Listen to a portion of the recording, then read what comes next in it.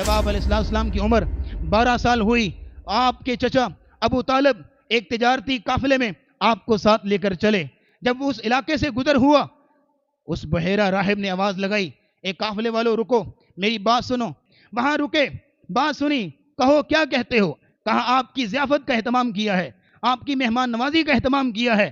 جب کھانا کھا لیا، ایک ایک کو تلاش کرنے لگا، وہ راہب تلاش کرنے لگا، چال چلن دیکھنے لگا، طور طریقہ دیکھنے لگا کہ آخری نبی ان میں سے کون ہو سکتا ہے، ان سارے لوگوں میں سے۔ جب کسی کو نہ پہچان پایا، پوچھتا ہے آپ کے ساتھ ایک اور فرد بھی ہے، وہ کدھر ہے؟ کہا جی وہ ایک بچہ ہے 12 سال کا۔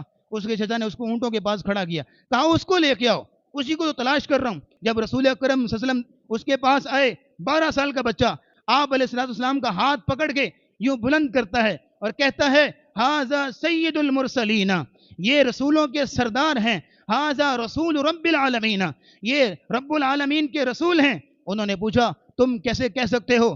کہا میں نے تورات انجیل کتابوں میں پڑھا ہے، اور جب تم لوگ آ رہے تھے میں نے دیکھا کوئی پتھر ایسا نہیں، کوئی درخت ایسا نہیں ہے جو تعظیماً نہ جھکا ہو، اور میں نے دیکھا بادلوں کی ایک ٹکڑی اس پر جو ہے وہ سایہ کیے ہوئے تھی۔ یہ دونوں چیزیں کسی نبی کے علاوہ کسی اور کے لیے ہو ہی نہیں سکتے۔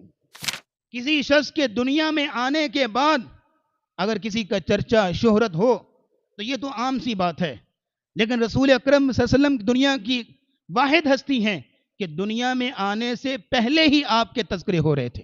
جامع ترمذی میں امام ترمذی رحمہ اللہ ایک واقعہ نقل کرتے ہیں، اور یہ واقعہ رحیق المختوم میں بھی آپ کو ملے گا، صفحہ نمبر 88 پہ۔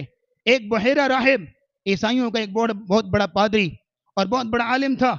اس نے جب تورات انجیل میں، ظاہر ہے کہ وہ تورات انجیل کا عالم تھا، رسول اللہ کی پیشن گوئیاں پڑھی، آپ اسلام کے تذکرے پڑھے، اس کے دل میں خواہش پیدا ہوئی میں اس نبی کو دیکھنا چاہتا ہوں، میں اسے ملنا چاہتا ہوں۔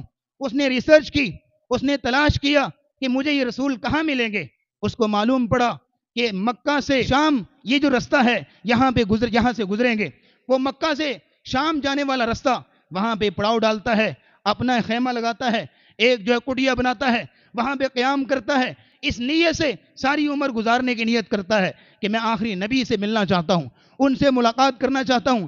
جب آپ علیہ السلام کی عمر 12 سال ہوئی، آپ کے چچا ابو طالب ایک تجارتی قافلے میں آپ کو ساتھ لے کر چلے۔ جب وہ اس علاقے سے گزر ہوا، اس بحیرہ راہب نے آواز لگائی، اے قافلے والوں رکو، میری بات سنو۔ لوگ بڑے حیران ہوئے، پہلے یہاں سے گزرتے ہیں کسی نے ہمیں آواز نہیں دی، پہلی مرتبہ کسی نے آواز دی ہے۔ وہاں رکے، بات سنی، کہو کیا کہتے ہو؟ کہا آپ کی ضیافت کا اہتمام کیا ہے، آپ کی مہمان نوازی کا اہتمام کیا ہے۔ جب کھانا کھا لیا، ایک ایک کو تلاش کرنے لگا، وہ راہب تلاش کرنے لگا، چال چلن دیکھنے لگا، طور طریقہ دیکھنے لگا کہ آخری نبی ان میں سے کون ہو سکتا ہے، ان سارے لوگوں میں سے۔ جب کسی کو نہ پہچان پایا، پوچھتا ہے آپ کے ساتھ ایک اور فرد بھی ہے، وہ کدھر ہے؟ کہا جی وہ ایک بچہ ہے 12 سال کا۔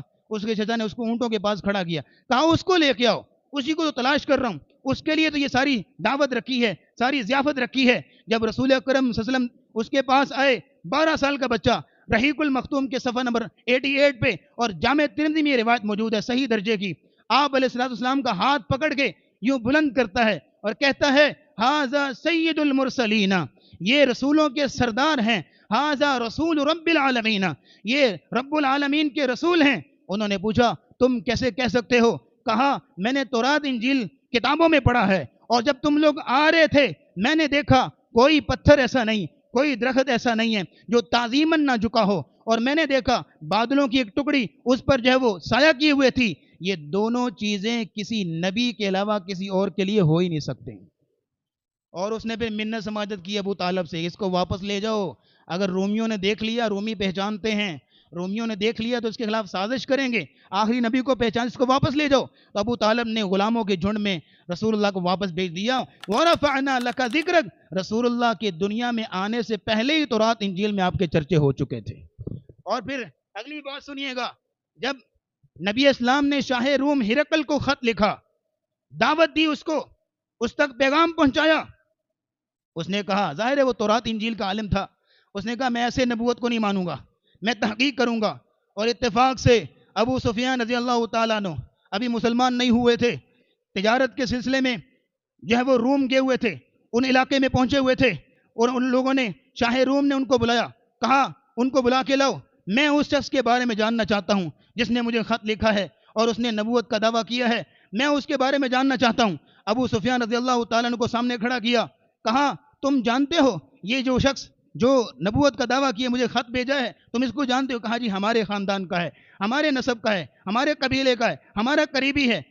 مجھے یہ بتاؤ، یہ اب صحیح بخاری کی حدیث نمبر 7 کھولیے گا، یہ سارا مکالمہ ہے شاہ روم کا اور ابو سفیان رضی اللہ تعالیٰ عنہ کا، مکالمہ ہوتا ہے، ڈائیلاگ ہوتے ہیں، سوال و جواب ہوتے ہیں۔ مجھے بتاؤ کہ وہ چھوٹے خاندان سے ہے یا کسی بڑے خاندان سے؟ کہا جی بڑے اعلیٰ نسب قریش کے خاندان سے۔ دوسری بات یہ بتاؤ اس کے پیروکار غریب لوگ ہیں، چھوٹے طبقے کے لوگ ہیں یا بڑے لوگ ہیں؟ کہا جی چھوٹے طبقے کے لوگ ہیں۔ کہا نبی ایسے ہی ہوتے ہیں؟ کہا اگلی بات یہ بتاؤ کہ وہ سچ بولتا ہے یا جھوٹ بولتا ہے؟ کہا جی وہ تو صادق اور امین، یہ ہمارے زمانے میں مشہور ہے وہ۔